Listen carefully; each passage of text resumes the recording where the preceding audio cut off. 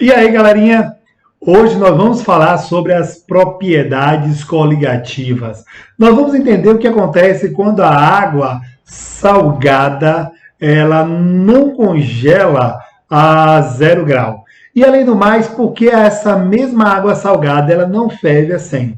Então vamos para a aula, vamos entender quais são as propriedades coligativas e qual a sua importância. Pessoal, vamos entender hoje o que são essas propriedades coligativas. Como ocorre, né, isso?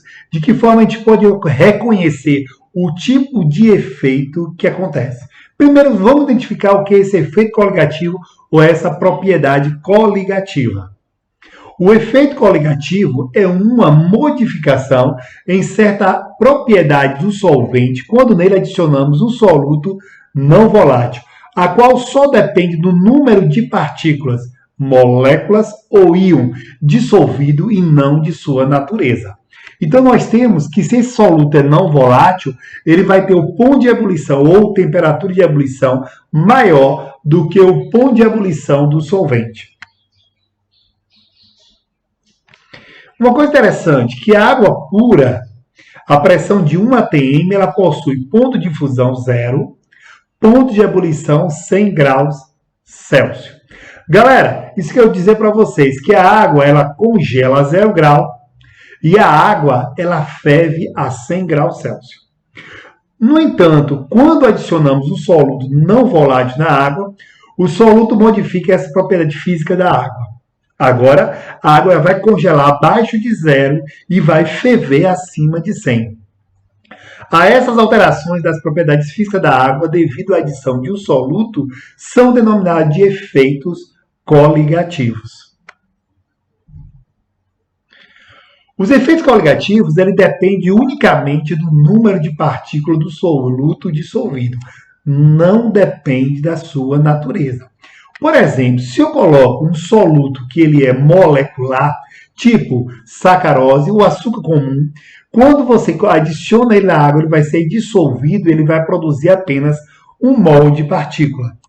Mas quando eu coloco o soluto que ele é iônico, ele sofre dissociação. Por exemplo, o sal de cozinha, NaCl, quando eu coloco ele na água, ele vai produzir o cátion, Na, e o ânion Cl-. Então, eu vou produzir 2 mol de partícula. Quando eu adiciono, por exemplo, o cloreto de cálcio, ele vai produzir o cálcio mais 2 e 2 cloros. Então, 2 mais 1 aqui, 3 mol de partícula.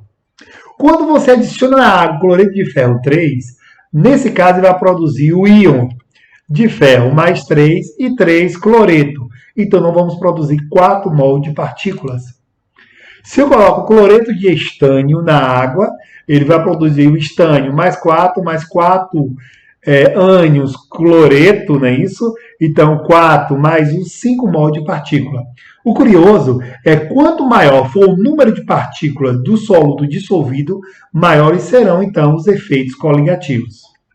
Vamos tentar entender algo que acontece no nosso dia a dia que a gente nem percebe que tem a ver com as propriedades coligativas. Primeiro, como é possível eliminar a água do café solúvel sem aquecer?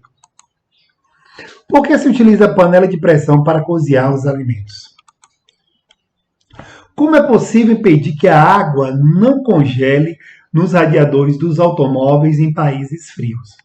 Pessoal, primeiro vamos tentar entender o uso do aditivo que nós utilizamos nos automóveis.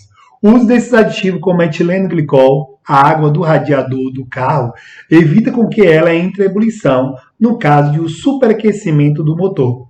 Esse aditivo, ele tanto evita o congelamento e também a ebulição da água que refrigera o motor dos automóveis. Nós vamos ver também, outra questão interessante, é que nos países frios eles se jogam sal de cozinha, NaCl, nas estradas na rua, com o intuito de derreter a neve. Né? Isso, então, para não criar superfície escorregadia, se utiliza o sal para poder derreter a neve.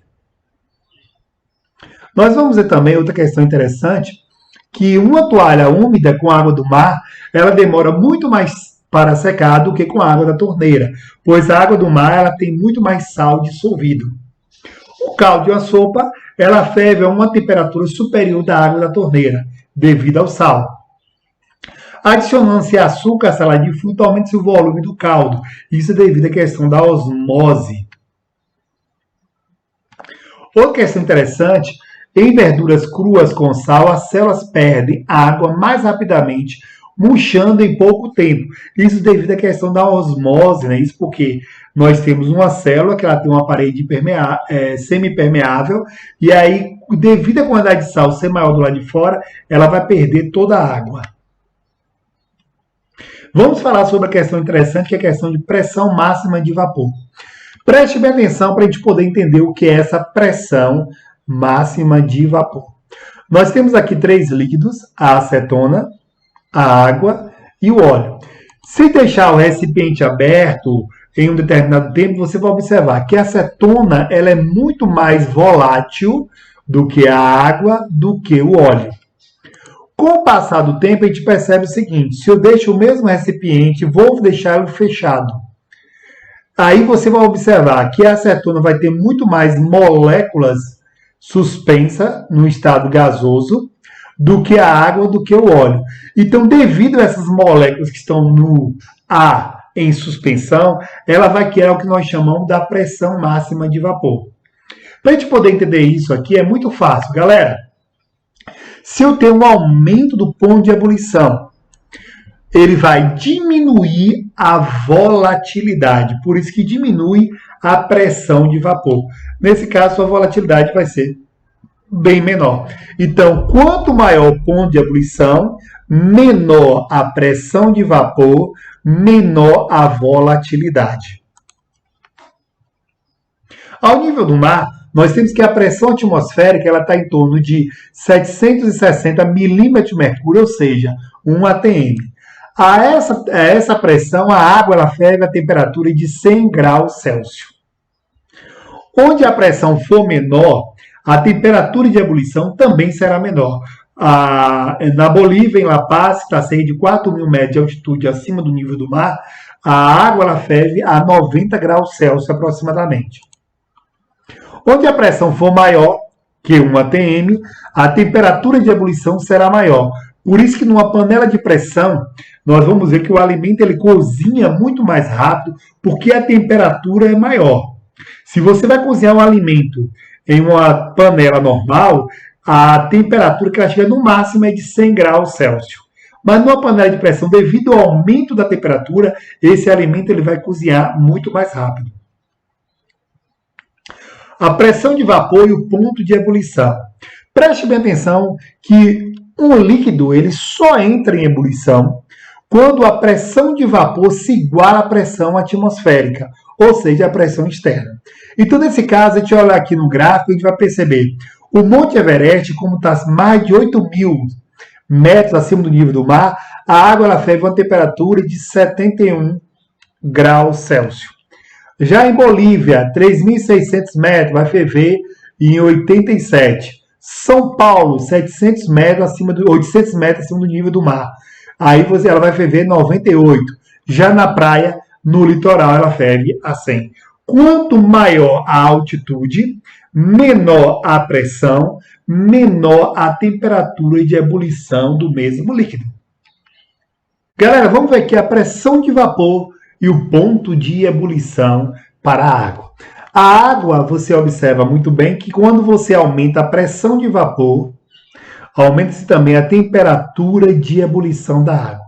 O curioso é que quando eu tenho uma pressão de 4,58, a temperatura é de 0, a água está no estado sólido, ela pode sublimar. Ela passa diretamente do estado sólido para o estado de vapor, sem necessariamente passar para o estado líquido. Vamos ver como é que se funciona uma panela de pressão. Na panela de pressão nós temos a água, o alimento. A água ela começa a esquentar quando a panela está fechada, a pressão de vapor aqui aumenta, automaticamente aumentando-se também a temperatura de ebulição da água. A água, quando está a pressão de 1 atm, nós vamos ver que a água ferve próximo a 100 graus Celsius. Quando você aumenta a pressão, automaticamente vai aumentar também a temperatura de ebulição. Aumentando-se a temperatura de ebulição, por isso que os alimentos eles cozinham muito mais rápido na panela de pressão. Vamos entender agora os efeitos coligativos, né, isso, e suas propriedades. Para cada propriedade física que modifica, temos uma propriedade coligativa que estuda esse efeito. Olha só, se você diminui a pressão de vapor, nós vamos estudar isso na tonoscopia ou tonometria.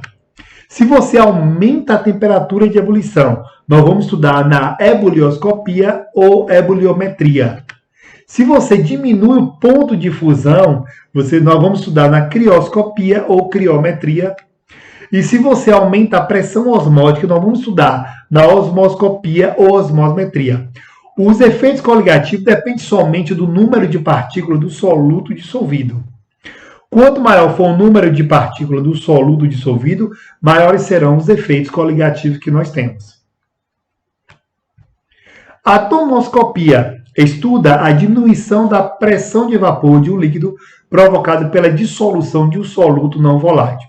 Observe que esse líquido, aqui na sua superfície, nós temos as moléculas, que elas estão unidas, e algumas escapam, acontecendo o que nós chamamos da ebulição. A pressão de vapor da solução formada por um soluto não volátil e um solvente é menor do que a do solvente puro, pois a interação entre as partículas do soluto e as moléculas do solvente diminui a saída dessas últimas. Preste bem atenção na tonoscopia, na diminuição. Se eu tenho um solvente puro, observe que a evaporação é maior. Quando eu coloco pouco soluto aqui dentro, a evaporação... Porém, quando a solução está bem concentrada, a evaporação vai ser bem menor.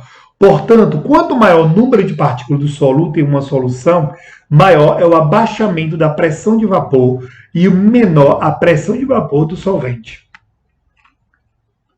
Na tonoscopia, como ele diminui a pressão de vapor, observe quando eu tenho, por exemplo, a água pura, a evaporação é maior. Devido à interação que existe entre a água e o solvente, nesse caso estou colocando o sal de cozinha, o NaCl, observe que a evaporação vai ser menor, mesmo os dois estando na mesma temperatura. Preste bem atenção o que acontece essa diferença. No solvente puro, observe que a pressão é maior. Porém, na solução, solvente com soluto, observe que acontece um abaixamento. Esse abaixamento da pressão é que nós chamamos ele de efeito tonoscópico. Vamos ver aqui agora o que nós chamamos de ebulioscopia. A ebulioscopia é o estudo da elevação da temperatura de ebulição de um líquido por meio da adição de um soluto não volátil. A diminuição da pressão máxima de vapor do solvente devido à adição de um soluto leva inevitavelmente ao aumento da temperatura de ebulição. Preste bem atenção que na ebulioscopia nós temos aqui alguns exemplos. Aqui eu tenho uma água pura. Nós sabemos muito bem que a água pura ela ferve a 100 graus Celsius na pressão de 1 atm. Agora nós temos duas soluções do mesmo soluto, que é glicose e glicose. 1 mol por litro ou molar. Aqui nós temos 2 mols por litro ou 2 molar. Observe que o aumento ele acontece quando você aumenta a concentração do soluto. E observe que aqui eu tenho, na glicose 1 molar, ele aumentou 0,52. Na glicose 2 molar, ele aumentou 1,04. Com isso nós chegamos o quê? Quanto maior a concentração do soluto, maior a elevação da temperatura de ebulição do solvente. Preste bem atenção agora que nós vamos falar sobre o outro fenômeno que nós conhecemos como a crioscopia ou criometria. Galera, é o estudo do abaixamento da temperatura de congelação de um líquido por meio da adição de um soluto. A diminuição da pressão de vapor do solvente devido à adição de um soluto eleva a diminuição da temperatura de congelamento. Nós vamos ter aqui exemplos, olha só, água pura, glicose e sacarose. Observe que nesses três casos aqui, na água pura, ela congela a 0 graus Celsius. Mas esses dois outros casos aqui, nós temos solutos que são diferentes, porém na mesma concentração. Eles vão ter o mesmo abaixamento. Observe para esses dois últimos casos aqui, nós temos glicose e sacarose com a mesma concentração, também o abaixamento da temperatura de congelamento, ela foi igual. Olha, 1,86, 1,86. Igual quantidades em mol, diferentes solutos moleculares e não voláteis, dissolvido numa mesma quantidade de solvente, a mesma temperatura causa o mesmo abaixamento da temperatura de congelamento desse solvente na solução. Como nós obtemos o café solúvel por uma desidratação a frio? Galera, olhem só. O pó de café ele é adicionado à água sob agitação. O conjunto é submetido a uma filtração para eliminar a porção insolúvel do pó. A solução restante, água mais porção solúvel do pó, ela é congelada e colocada numa câmara de vácuo. Os cristais de gelo formados sublimam com um leve aumento na temperatura, restando um produto isento de água com suas propriedades inalteradas, o que não ocorreria caso a água fosse eliminada pela fervura. Então, nesse caso, é interessante que a gente vai congelar a água com pó solúvel, vamos colocar numa câmara a vácuo, diminuindo a pressão. Essa solução ela vai sublimar, a água vai evaporar e fica somente o pó de café. Se eu fizesse esse mesmo processo com a fervura, ele perderia a qualidade do café. Esse processo é muito conhecido, que nós chamamos ele de liofilização, que é um método de obtenção de um produto retirando a água através de uma desidratação a frio. Vamos tentar entender aqui o que é essa patinação no gelo. Quando patinando no gelo, na realidade, nossos patins estão deslizando sobre uma fina camada de água líquida. Essa camada se forma devido à pressão exercida pela lâmina dos patins, que provoca uma fusão do gelo. E uma coisa interessante, então, é possível derreter o gelo ou a neve por um aumento da pressão.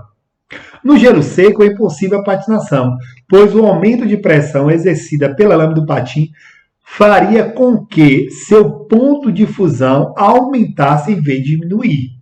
Galera, preste bem atenção que nesse caso ele é diferente, porque nós estamos falando de outra substância diferente que é o gelo seco. O gelo seco, nome popular que é o dióxido de carbono solidificado, ao ser resfriado a uma temperatura inferior a menos 78 graus Celsius, ao ser acrescido na pressão atmosférica, torna-se imediatamente gás de dióxido de carbono, sem passar pelo estado líquido, processo conhecido como sublimação. Se o ar quente sopra sobre o gelo seco, forma-se uma nuvem branca densa que permanece no nível do chão, utilizado em teatros. Vamos entender agora o que é essa osmoscopia, fenômeno da disseminação espontânea entre um líquido em outro e vice-versa. A difusão de um líquido para outro através de uma membrana semipermeável recebe o nome de osmose. Aqui nesse lado tem um solvente puro, desse lado aqui eu tenho uma solução, soluto mais solvente. Essa membrana, como ela é semipermeável, ela deixa passar apenas o solvente. O soluto ele não passa, por isso que aumenta o volume. Vamos entender um pouquinho sobre a osmoscopia, fenômeno que permite a passagem do solvente do meio mais diluído para o meio mais concentrado.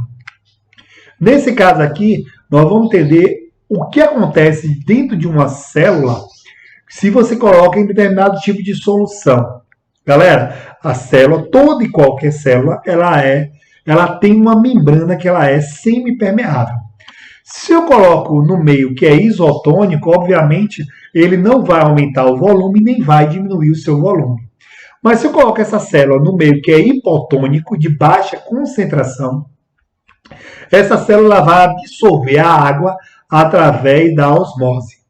Se eu coloco no meio de uma solução que ela é hipertônica, nesse caso a célula vai perder água para o meio. Nesse caso aí nós vamos ter o que nós chamamos da plasmólise, ou seja, a célula vai murchar. Na osmoscopia, se te olhar no nível microscópico, você vai observar. Ela só deixa passar apenas o solvente em direção à solução mais concentrada. Nesse caso, eu vou aumentar o volume, tá ok? Da solução. Vamos agora tentar entender como retiramos o sal da água do mar por dois processos. O primeiro processo é a dessalinização da água do mar utilizando energia solar. Você vai aquecer a água do mar, obviamente que essa água ela vai evaporar, o sal não, e depois você condensa e aí você vai ter água pura. Ou então eu posso utilizar o que nós chamamos de osmose reversa, retirando a água do mar através da osmose reversa. Aqui eu tenho a água do mar, eu vou aumentar a pressão. Nesse caso, essa membrana ela vai deixar passar apenas a água, e aí você tem, no caso, a osmose reversa, devido ao aumento de pressão, onde está o lado mais concentrado. A pressão osmótica. A mínima pressão exercida que se deve ser aplicada a uma solução quando separa do solvente puro para impedir a osmose. A pressão osmótica depende da concentração da solução. Observe que aqui eu tenho uma solução diluída e aqui eu tenho uma solução que ela é concentrada. Essa diferença que nós chamamos de pressão osmótica. Os efeitos coligativos são aqueles que percebemos quando é adicionado um soluto não volátil, ou seja, que não evapora, a um solvente. Quando temos um copo com água pura, temos uma determinada pressão de vapor. Mas o que é pressão de vapor? A pressão de vapor é o equilíbrio entre a fase líquida e a fase vapor.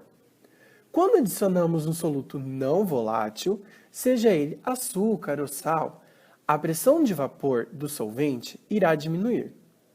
E isso irá ocorrer porque quando adicionamos o soluto, as partículas que ali estão contidas tendem a intensificar as suas forças atrativas moleculares, ocasionando esse abaixamento na pressão de vapor.